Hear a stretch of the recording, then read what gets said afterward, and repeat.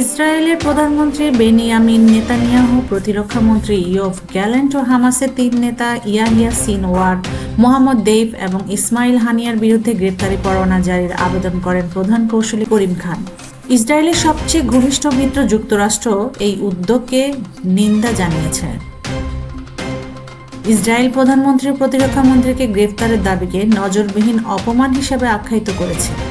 অপরদিকে ফিলিস্তিনের সশস্ত্র সংগঠন হামাস এই উদ্যোগের তীব্র নিন্দা প্রকাশ করেছে।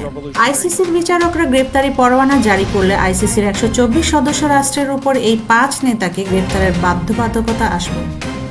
অর্থাৎ নেতানিয়াহু বা অন্যান্যরা এসব দেশ সফর করলে দেশটির নীতিগতভাবে তাদেরকে গ্রেপ্তারের করার কথা।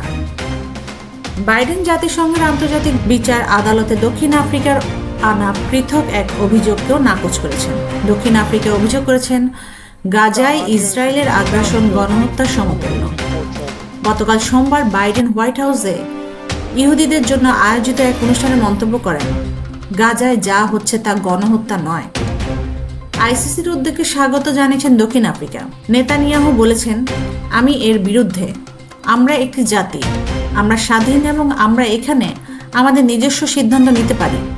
অন্য কেউ আমাদের বলতে পারবে না যে কাউকে জেলে বা অন্য কিছু দিতে।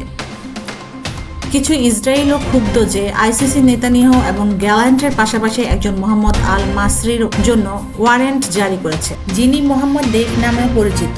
আদালত বলেছে যে নেতানিয়াহু যুদ্ধাপরাধের জন্য অপরাধমূলক দায় বহন করে বলে বিশ্বাস করার জন্য যুক্তিসঙ্গত কারণ খুঁজে পেয়েছে এবং যুদ্ধের পদ্ধতি হিসেবে অনাহার এবং হত্যা নিপীড়ন এবং অন্যান্য।